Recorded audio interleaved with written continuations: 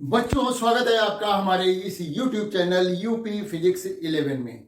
जैसा कि हम लोगों ने पिछले वीडियो में समझा कि किसी तल की उत्सर्जन क्षमता और अवशोषण क्षमता कैसे परिभाषित करते हैं, और ये जो उत्सर्जन क्षमता और अवशोषण क्षमता है मुख्य रूप से उस तल के तल की प्रकृति पर निर्भर करती है। तल की प्रकृति का मतलब उसका रंग क्या है, चिकना है या खुरदरा है, इत्यादि जो गुण हैं उस तल के, उस पर निर्भर करेगी। और दूसरा जो होता है मुख्य रूप से तापांतर, मतलब वस्तु के तल का ताप और बाह्य वातावरण का ताप में अंतर कितना है, उसके आधार पर वो उष्मीय विकिरण का उत्सर्जन करेगी या फिर अवशोषण भी करेगी।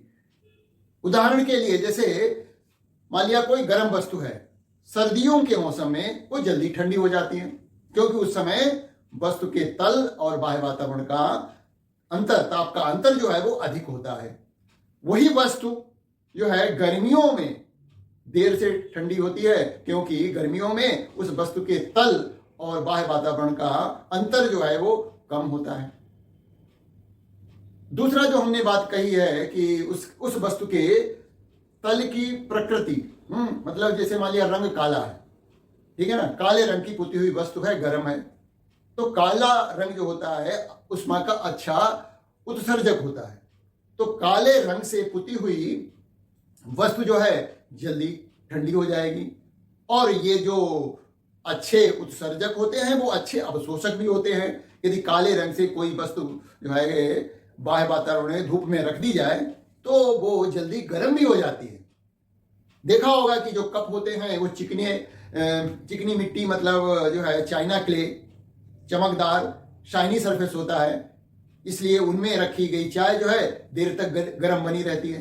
तो इस तरह से जो मैंने नोट कर रखा है यहाँ पर, किसी वस्तु के पृष्ठ द्वारा उत्सर्जित अथवा अवशोषित उष्मीय विकिरण ऊर्जा के मान की निर्भरता तल की प्रकृति पर, यानी चिकनापन, रंग आदि या फिर तापांतर पर निर्भर करती है।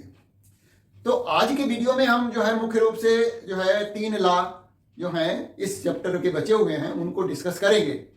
तो सबसे पहले हम जानते हैं कि आदर्श कृष्णिका क्या होती है, आदर्श कृष्णपिंड क्या होता है, परफेक्ट ब्लैक बॉडी क्या होती है। तो परफेक्ट ब्लैक बॉडी वह वस्तु है जो अपने ऊपर आपतित सभी विकिरणों या कहें जो है सभी तरंग दैर्घ्य के विभिन्न विकिरणों को पूर्णतया अवशोषित कर लेती है।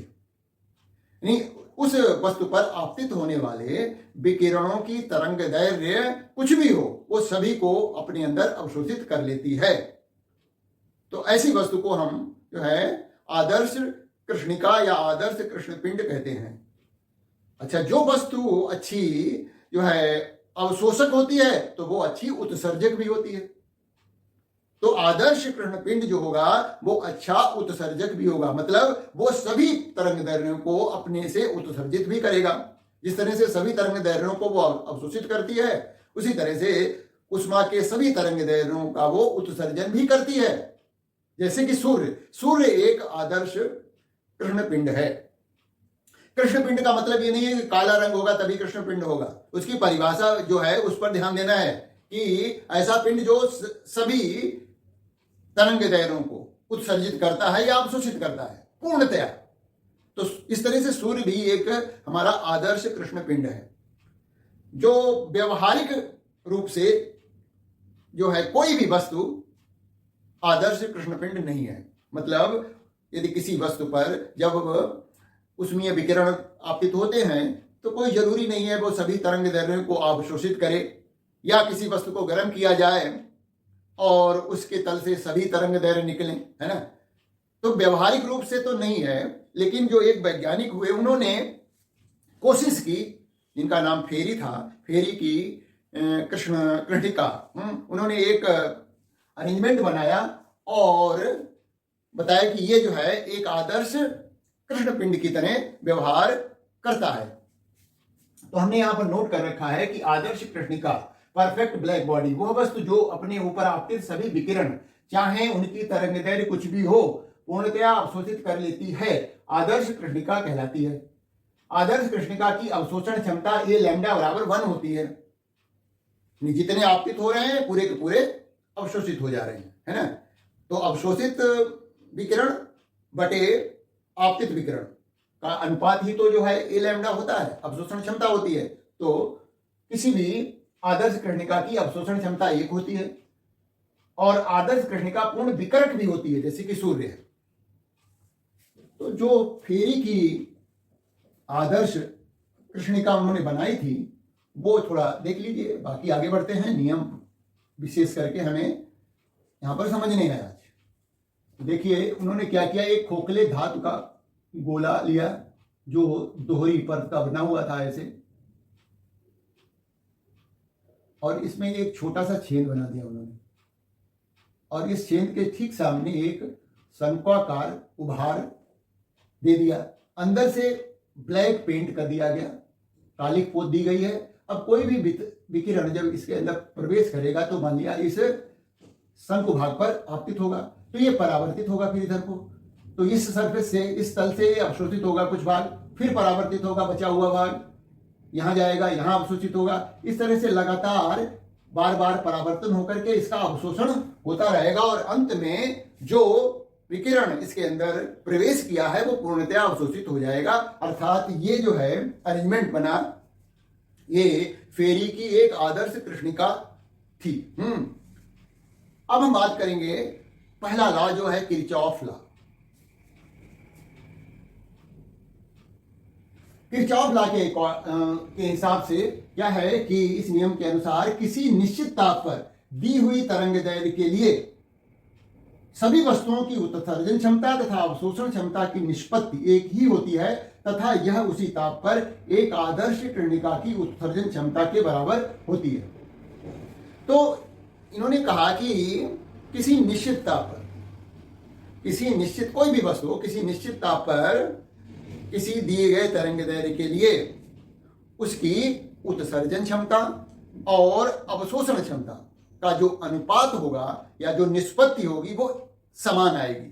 कोई भी वस्तु ABCD ले लें और दिए गए ताप एक निश्चित करें, एक मान लिया कोई निश्चित ताप है, तरंग दैर्घ्य एक निश्चित है, तो दिए गए ताप पर किसी तरंग दैर्घ्य के लिए उस वस्तु ABCD में से किसी भी एक वस्तु की हमने उत्सर्जन क्षमता देखी और उसकी अवशोषण क्षमता देखी, इसका अनुपात निकाला। तो सभी वस्तुओं के लिए ABCD सभी वस्तुओं के लिए जो अनुपात आएगा, जो निष्पत्ति आएगी उत्सर्जन क्षमता और अवशोषण क्षमता की, वो जो है समान आएगी और ये जो निष्पत्ति आएगी वो उसी ताप पर किसी भी आदर्श कृष्णिका की उत्सर्जन क्षमता के बराबर होगी। तो ये किरचॉफ का नियम है।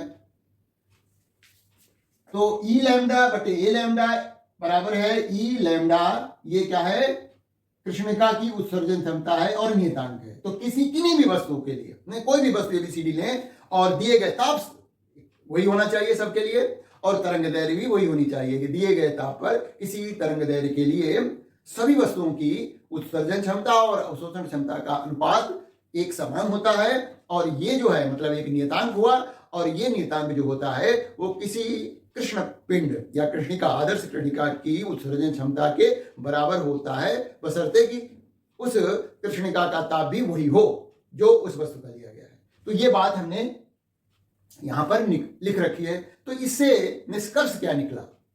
निष्कर्ष ये निकला, निष्कर्ष जानना ज्यादा जरूरी है। निष्कर्ष ये निकला कि कोई भी पृष्ठ किसी विशेष तरंग दैर्घ्य का अच्छा अवशोषण करता है तो वह उसी तरंग दैर्घ्य का अच्छा विकिरक भी होता है। मतलब जो वस्तु, जो तल किसी एक पर्टिकुलर तरंग दैर्घ्य का अच्छा विकिरक है तो वो उसी तरंग दैर्घ्य का अवशोषक भी होगा। यानी जिस विशेष तरंग दैर्घ्य को वो उत्सर्जित करता है तो वो जो है उसी तरंग दैर्घ्य को जो है अवशोषित भी उतनी ही अच्छी प्रकार करेगा। या मोटे तौर से कहें, जो अच्छे अवशोषक होते हैं वो अच्छे उत्सर्जक भी होते हैं। जैसे मान लिया काले रंग से पुती हुई कोई वस्तु यदि उष्मा का अच्छी प्रकार उत्सर्जन करती है तो वो जो है उसी प्रकार से वो उष्मा का अवशोषण भी करेगी। यह प्रैक्टिकली सिद्ध बात है कि किसी काली पोत करके कोई मान लिया वस्तु को रख दिया जाए और उसमें थर्मामीटर लगाने का इंतजाम हो, धूप में रख देंगे तो, और एक हम चमकदार वस्तु रख दें जिसका सरफेस जो है, तल जो है चिकना हो, तो एक मान लिया 5-10 मिनट बाद देखेंगे जो काले रंग की पुती हुई वस्तु थी उसका ताप ज्यादा बढ़ गया और दूसरे जो चमकदार तल की सफेद वस्तु थी उसका ताप उतना नहीं बढ़ा। और इसका उल्टा भी सही है। यदि आप उस गर्म वस्तु को हम किसी बाह्य वातावरण में रखेंगे तो जो काले रंग की पुती हुई वस्तु होगी वो जल्दी ठंडी हो जाएगी अपेक्षाकृत सफेद चिकनी तल वाली वस्तु की। तो अच्छे उत्सर्जक अच्छे अवशोषक भी होते हैं। इसका मतलब मोटे तौर से ये निकल करके आता है। अगला हमारा नियम जो है, जो कि ज्यादा इंपॉर्टेंट है, स्टीफन का नियम। स्टीफन का नियम, स्टीफेंस लॉ, किसी कृष्णिका के एकांक क्षेत्रफल से प्रति सेकंड उत्सर्जित होने वाली विकिरण ऊर्जा उसके परम ताप की चतुर्थ घात के अनुक्रमानुपाती होती है। यहां बात कृष्णिका की कही गई है। हम इस आधार पर अपनी व्यवहारिक वस्तुओं के लिए भी कह सकते हैं कुछ हद तक। तो किसी कृष्णिका द्वारा जो है प्रति एकांक क्षेत्रफल से प्रति सेकंड उत्सर्जित उष्मीय ऊर्जा जो होती है या उष्मीय ऊर्जा विकिरण उस वस्तु के परम ताप के चतुर्थ घात के अनुक्रमानुपाती होता है। मतलब यदि वस्तु का ताप बढ़ता जाएगा तो उस वस्तु द्वारा उत्सर्जित उष्मीय विकिरण की जो ऊर्जा होगी वो उतनी ही ज्यादा होगी। तो इस स्टीफन के नियम के अनुसार हमने जाना कि किसी कृष्णिका के एकांक क्षेत्रफल से प्रति सेकंड उत्सर्जित होने वाली विकिरण ऊर्जा उसके परम ताप के अनुक्रमानुपाती होती है। ये क्यों क्या है? विकिरण ऊर्जा है, उष्मीय ऊर्जा है, और ये उष्मीय ऊर्जा उस वस्तु के परम ताप के चतुर्थ घात के अनुक्रमानुपाती होती है। इस तरह से क्यू एक नियतांक लगा देंगे, सिग्मा टी की घात 4। ये सिग्मा जो है, यहां सिग्मा स्टीफन नियतांक है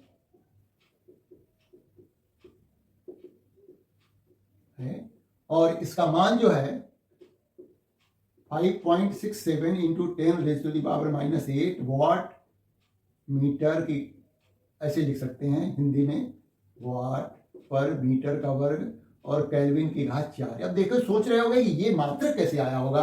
देखिए, ये जो क्यू है वो क्या है? उष्मीय ऊर्जा है और ये प्रति एकांक क्षेत्रफल से प्रति सेकंड, यानी प्रति एकांक क्षेत्रफल नीचे है और प्रति एकांक क्षेत्रफल लेना है और समय भी लेना है। Q बट्टे A इंटू टी बराबर है सिग्मा टी की घात 4।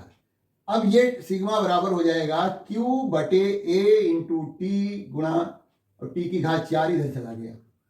इस फार्मूले के आधार पर हमने इसका मात्रक लिखा है Q बटे टी, ऊर्जा बटे समय, यानी कार्य बटे समय। ये क्या हो गया? कार्य करने की दर कहें या उष्मा उत्सर्जन की दर कहें तो ये हो जाएगी, इसका मात्रक हो जाएगा वाट। Q बटे टी वाट हो गया। अब देखिए, ये क्या है? क्षेत्रफल है, तो ये बटे में है तो ये मीटर का वर्ग हो जाएगा, और ये टी क्या है? ताप है, और ताप का एसआई मात्रक जो है वो केल्विन है, तो केल्विन की घात 4। तो वैसे लिखें तो W मीटर की घात -2 और K की घात -4 हो जाती है जब इनको हम ऊपर हर में ले जाते हैं। तो इस तरह से ये मात्रक प्राप्त होता है। अच्छा, ये तो साधारण सा नियम हो गया, स्टीफन का नियम। अच्छा, यहां पर एक बात और हमें नोट करनी है। यदि कोई वस्तु, गर्म वस्तु, बाह्य वातावरण में रखी है और बाह्य वातावरण का जो है भी कुछ ताप है, यानी वहां भी कुछ उष्मीय विकिरण मौजूद है। बाह्य परिवेश, बाह्य वातावरण का कुछ ताप होगा। वस्तु का ताप तो T है, बाह्य वातावरण का ताप मान लिया T0 है। तो उस वातावरण में मौजूद विकिरण को वो आदर्श कृष्णिका जो होगी वो अवशोषित भी करेगी, क्योंकि आदर्श कृष्णिका की जो है जो प्रॉपर्टी है, गुण है कि वो उस पर पड़ने वाले सभी विकिरणों का अवशोषण भी करती है। तो वो जो कृष्णिका है जिसका ताप T है वो विकिरण को उत्सर्जन तो कर ही रही है, साथ में उस अपने ऊपर पड़ने वाले विकिरणों का अवशोषण भी कर रही है। तो यहां पर हमने ये मान लिया है, देखिए, यदि कृष्णिका के परिवेश का ताप T0 हो तो कृष्णिका परिवेश द्वारा उत्सर्जित ऊर्जा Q डैश बराबर सिग्मा T⁴ का अवशोषण भी करेगी। अतः कृष्णिका के प्रति एकांक क्षेत्रफल से प्रति सेकेंड उत्सर्जित नेट ऊर्जा, क्योंकि वो साथ में उष्मीय विकिरणों का अवशोषण कर रही है, और यदि बाह्य परिवेश का ताप T0 है तो आदर्श कृष्णिका जो है, आदर्श कृष्णिका बाह्य परिवेश में मौजूद विकिरणों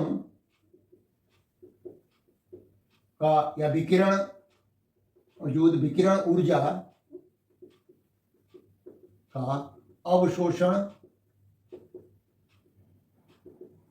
भी करेगी। अतः अवशोषित विकिरण ऊर्जा Q डैश बराबर हो जाएगा सिग्मा T⁴ अब इतने वो अवशोषण कर रही है और इतनी उष्मीय ऊर्जा विकिरण का उत्सर्जन कर रही है, तो नेट ऊर्जा कितनी उत्सर्जित हो रही है। अतः प्रति एकांक क्षेत्रफल द्वारा प्रति सेकेंड उत्सर्जित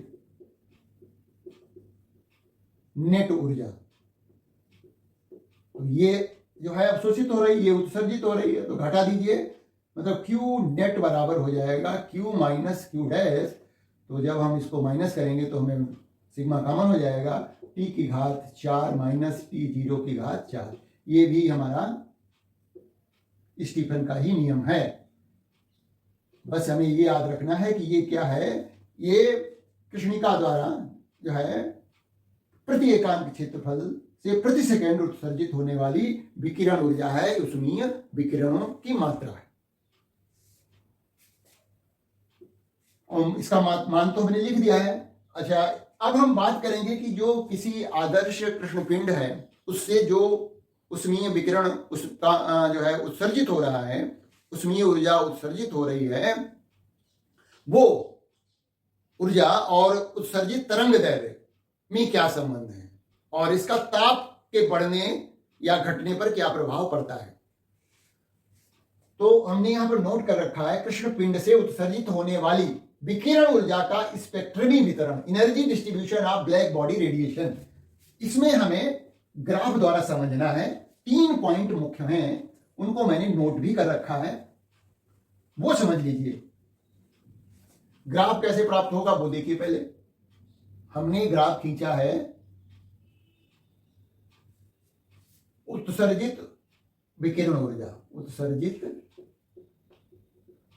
ऊर्जा या कहें उष्मीय ऊर्जा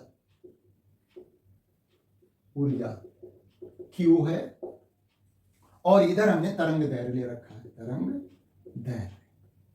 तो ये जो ग्राफ खींचे जाते हैं वो कुछ इस तरह के आते हैं।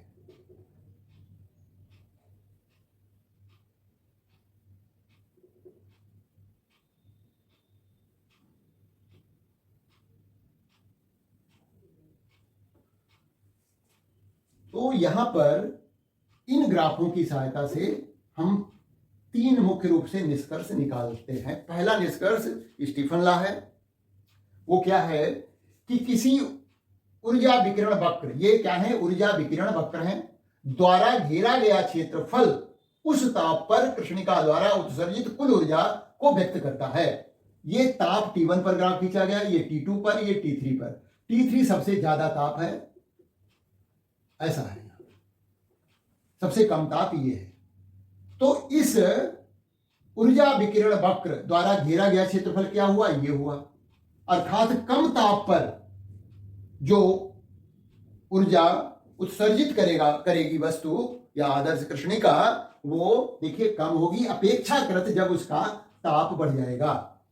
तो किसी ऊर्जा विकिरण वक्र द्वारा घेरा गया जो क्षेत्रफल है उसका ताप कृष्णिका द्वारा उत्सर्जित कुल ऊर्जा को व्यक्त करता है। और यही हमारा पहला जो है स्टीफन्स लॉ है।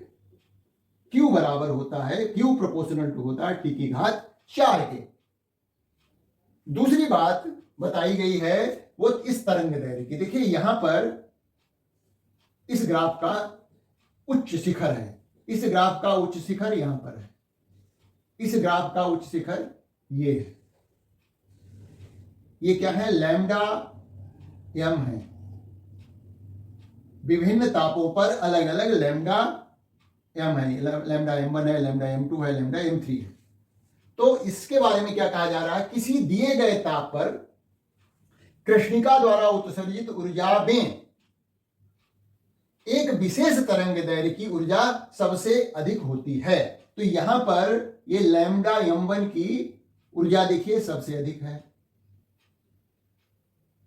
उसी तरह से जब ये ताप लिया तो इस ताप पर इस तरंग दैर्घ्य के संगत ऊर्जा सबसे अधिक है। ताप और बढ़ाया तो जो है इस तरंग दैर्घ्य से संगत संबद्ध ऊर्जा अधिकतम है। तो किसी दिए गए ताप पर कृष्णिका द्वारा उत्सर्जित ऊर्जा में, ऊर्जा तो ये भी है, ये भी है, ये भी है, सब पूरी विकिरण ऊर्जा वर्ग ही तो है, वक्र है, ये ऊर्जा विकिरण वक्र है पूरा, है ना। लेकिन किसी विशेष तरंग दैर्घ्य से संबद्ध ऊर्जा अधिकतम है। विभिन्न तरंग दैर्घ्य उत्सर्जित कर रहा है वस्तु विभिन्न तापों पर। यदि आदर्श कृष्णिका है तो सभी तरंग दैर्घ्य जो है उत्सर्जित हो रही होंगी, लेकिन किसी विशेष तरंग दैर्घ्य से संबद्ध ऊर्जा का मान अधिकतम होगा। या कहें कि हर एक ताप पर जो है ऊर्जा विकिरण वक्र जो है इन ऊर्जा का मान बढ़ता है, अधिकतम होता है और फिर घटने लगता है। जैसे जैसे तरंग दैर्घ्य का मान बढ़ता है, किसी एक तरंग दैर्घ्य के संगत जो है ऊर्जा का मान अधिकतम प्राप्त होता है और फिर बाद में फिर से घटने लगता है। तो ये दूसरा निष्कर्ष है, दिए गए ताप पर कृष्णिका द्वारा उत्सर्जित ऊर्जा में एक विशेष तरंग दैर्घ्य की ऊर्जा सबसे अधिक होती है। तीसरा जो है हमारा निष्कर्ष वो अगला नियम है। क्या, कृष्णिका का ताप बढ़ने पर उत्सर्जित अधिकतम ऊर्जा विकिरण निम्न तरंग दैर्घ्य की ओर विस्थापित होता है। अधिकतम ऊर्जा जो है विकिरण, देखिए ये अधिकतम ऊर्जा विकिरण यहां था, इस तरंग दैर्घ्य पे था। अब जब ताप बढ़ा दिया, अब जो है ये जो मान था लैम्डा एम का कम हो गया, लैम्डा एम कम हो गया, और ताप बढ़ा तो लैम्डा का मान और कम हो गया। मतलब अधिकतम ऊर्जा जिस तरंग दैर्घ्य से संबद्ध है उसका मान लगातार ताप बढ़ने के साथ साथ घटता जा रहा है। अर्थात यदि वस्तु का ताप बढ़ता जाएगा तो अधिकतम ऊर्जा से संगत जो तरंग दैर्घ्य होगी उसका मान घटता जाएगा। जैसे जैसे ताप बढ़ता जाएगा वैसे वैसे अधिकतम ऊर्जा से संगत जो तरंग दैर्घ्य है उसका मान घटेगा।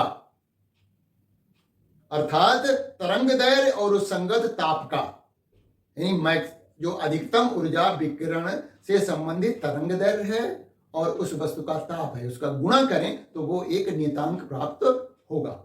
और यही जो है अगला नियम है, वीन का विस्थापन नियम। इस तरह से जो है वस्तु का ताप बढ़ने पर, कृष्णिका का ताप बढ़ने पर उससे उत्सर्जित अधिकतम ऊर्जा से संबद्ध तरंग दैर्घ्य का मान घटता है। अर्थात उस तरंग दैर्घ्य और वस्तु के ताप का गुणनफल एक नियतांक रहता है। तो वीन का विस्थापन नियम है क्या, किसी कृष्णिका द्वारा दिए गए ताप T पर अधिकतम ऊर्जा के संगत तरंग दैर्घ्य लैम्डा एम तथा कृष्णिका के परम ताप T के व्युत्क्रमानुपाती होती है। मतलब कोई कृष्णिका जो है यदि उसका ताप T है और ताप T पर कोई वेवलेंथ जो है, तरंग दैर्घ्य जो है वो लैम्डा अधिकतम ऊर्जा से संबद्ध है, यानी लैम्डा यम पर, इस तरंग लैम्डा यम पर जो अधिकतम ऊर्जा उत्सर्जित कर रही है वस्तु, तो ये लैम्डा यम जो है वो व्युत्क्रमानुपाती होगा उस वस्तु के परम ताप के। ये लिखा हुआ है यहां पर। तो लैम्डा यम बराबर हो गया बी बटे टी। तो बी यहां, बी एक नियतांक है, तो बी बराबर होता है 2.9 इंटू 10⁻³ मीटर और केल्विन। देखिए ये बी बराबर क्या हुआ, बी बराबर हो गया लैम्डा एम इंटू टी। ये वेव लेंथ है तो मीटर हो गया, टी का मान केल्विन होता है, तो ये मात्रक आ गया, मात्रक सहित बी का मान है। इस नियम को दूसरे ढंग से भी लिख सकते हैं, ये जो लिखा हुआ है लैम्डा एम इंटू टी बराबर होता है नियतांक। तो इसको हम शब्दों में कैसे लिखेंगे, किसी कृष्णिका द्वारा दिए गए ताप पर अधिकतम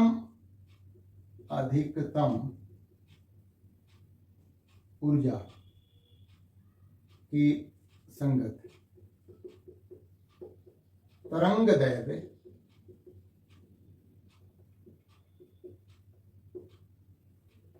तथा कृष्णिका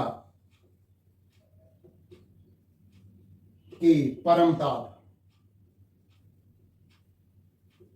का गुणनफल एक नियतांक होता है, अंक होता है, ऐसा याद कर सकते हैं। लैम्डा एम इंटू टी बराबर होता है बी के, और बी ये नियतांक है। किसी कृष्णिका द्वारा, ये बीन का नियम है, किसी कृष्णिका द्वारा दिए गए ताप पर अधिकतम ऊर्जा के संगत तरंगदैर्घ्य लैम्डा एम तथा कृष्णिका के परम ताप का गुणनफल एक नियतांक होता है। चाहे तो ऐसा नियम याद करिए, चाहे इसको याद कर लीजिए। तो ये बीन का नियम हो गया। इसका उपयोग जो है, इसका उपयोग कहां होता है, तारों के ताप ज्ञात करने में। कैसे, बी का मान तो नियत है, तो टी बराबर क्या हो जाएगा, किसी तारे से या कहें सूर्य से आने वाले तरंग दैर्घ्य, विकिरणों की तरंग दैर्घ्य को अध्ययन किया गया और देखा गया कि किस तरंग दैर्घ्य से संबद्ध ऊर्जा का मान अधिकतम है। मतलब पहले हमने लैम्डा यम ज्ञात किया, जब लैम्डा यम ज्ञात किया तो टी बराबर हो गया लैम्डा, टी बराबर हो गया बी बटे लैम्डा यम। तो तारों से आने वाले तरंग दैर्घ्य जिससे संबद्ध ऊर्जा अधिकतम है उसका मान प्राप्त कर लीजिए और इस सूत्र की सहायता से उसका ताप ज्ञात किया जा सकता है। और हमें यहां पर जो पता लग रहा है क्या, कि किसी वस्तु का जितना ताप बढ़ता जाएगा उतना ही लैम्डा यम का मान कम होता चला जाएगा। अधिकतम ऊर्जा से संबद्ध जो तरंग दैर्घ्य का मान होता है वो कम होता चला जाएगा ताप बढ़ने के साथ साथ। ये एक प्रैक्टिकल व्यवहारिक उदाहरण है कि जैसे जब लोहे को गर्म किया जाता है तो क्या होता है कि पहले वो हल्का लाल होता है, यानी तरंग दैर्घ्य लाल रंग की सबसे कम है, थोड़ा और ज्यादा गाढ़ा लाल हुआ, फिर उसके बाद वो और गर्म करने पर और ताप बढ़ाने पर पीले रंग का हो जाता है, और फिर बहुत ज्यादा जब गर्म होता है तो सफेद हो जाता है। तो ये रंग क्यों बदल रहा है कि पहले जो उत्सर्जित उष्मीय विकिरण थे उनकी तरंग दैर्घ्य कम थी, जब वो लाल था, पीला हुआ तो उससे उत्सर्जित तरंग दैर्घ्य का मान जो है और कम हो गया। पहले ज्यादा था, लाल रंग की तरंग दैर्घ्य सबसे अधिक थी, पीले रंग की उससे कम है, और फिर सफेद जैसा हो गया। तो कहने का मतलब उसकी तरंग दैर्घ्य जो है और कम हो गई, और सबसे कम तरंग दैर्घ्य जो होती है वो बैंगनी रंग की होती है। तो यदि कोई तारा जो है जिसका रंग बैंगनी कलर का हो तो इसका मतलब उसका ताप सबसे ज्यादा होगा। तो इस तरह से रंग को देख करके हम ताप का अनुमान लगा सकते हैं। यदि किसी तारे का रंग बैंगनी है तो बैंगनी रंग की तरंग दैर्घ्य सबसे कम होती है, अर्थात उस तारे का ताप सबसे अधिक होगा। तो इस चैप्टर में हमने कुछ बातें, व्यवहारिक बातें सीखी। वो क्या थी, जैसे कि जाड़ों में हमें रंगीन कपड़े अधिक जो है अच्छे लगते हैं, सुटेबल लगते हैं सफेद कपड़ों की तुलना में। और गर्मियों में उल्टा होता है, गर्मियों में सफेद कपड़े ज्यादा आरामदायक होते हैं रंगीन कपड़ों की अपेक्षा। तो सर्दियों में रंगीन कपड़े आरामदायक होते हैं और गर्मियों में सफेद। इसका कारण क्या है कि जो रंगीन कपड़े हैं, डार्क कलर के कपड़े हैं, वो उष्मा के अच्छे जो है अवशोषक है। मतलब वो हमारे शरीर की उष्मा को जो है बाहर, विशेष करके देखिए ऊनी कपड़े होते हैं, ऊनी कपड़ों के अंदर जो है रेशे होते हैं, रेशे के अंदर वायु भरी होती है, वायु उष्मा की कुचालक है। मुख्य तो कारण ये है ना। सफेद कपड़े हम गर्मियों में पहनते हैं तो सफेद जो है उष्मा का अच्छा उत्सर्जक है ना। मतलब उस जो हमारे विकिरण आ रहे हैं बाहर से, उष्मीय ऊर्जा, सूर्य की धूप वगैरह पड़ रही है, वो हमारे शरीर के अंदर नहीं जा पाएगी, वो जो है परावर्तित हो जाएगी, क्योंकि सफेद रंग जो होता है उष्मा का अच्छा अवशोषक नहीं है, जबकि रंगीन कपड़े अच्छे अवशोषक होते हैं। रंगीन रंग, डार्क कलर, ठीक है। उसी तरह से देखा होगा, अनुभव किया होगा कि जो बादलों वाली रात होती है वो जो है बिना बादलों की रात की अपेक्षा गर्म होती है। यानी जब बादल होते हैं आसमान में, तब जो है मौसम उतना ठंडा नहीं होता जितना कि आसमान क्लियर हो, साफ हो, तब ठंडा होता है। इसका कारण यही है कि जब कोई उष्मीय विकिरण पृथ्वी से बाहर की तरफ निकलने की कोशिश करते हैं तो बादल क्या है, उष्मा के कुचालक है, वो उन विकिरणों को बाहर नहीं जाने देते, जिससे कि पृथ्वी का जो तापमान है उतना नहीं गिर पाता जितना कि स्वच्छ बादलों की रात में होता है। भाई स्वच्छ बादलों की रात में क्या होगा, जो उसमें विकिरण बाहर जा रहे हैं उनको रोकने वाला कोई नहीं है, तो विकिरण बाहर चले जाएंगे। और विशेष करके रात में जब पृथ्वी ठंडी होगी तो ये विकिरण बाहर जा रहे होंगे, उनको कोई रोकने वाला है नहीं, क्योंकि बादल तो अब है नहीं, तो वो रात ज्यादा ठंडी हो जाएगी अपेक्षाकृत बादलों वाली रात। बादलों वाली रात में क्या होगा कि उसमें विकिरण जो है बाहर नहीं जा पाएंगे, ये बात होती है। और एक हमने देखा है कि जैसे जो पहाड़ी इलाकों में है या बहुत सर्दी वाले इलाकों में क्या होता है कि पौधे वगैरह उगाने के लिए क्या करते हैं, वो पॉलीथीन के या कांच के जो है घर बना लेते हैं, टेंट जैसा बनाते हैं पॉलीथीन का।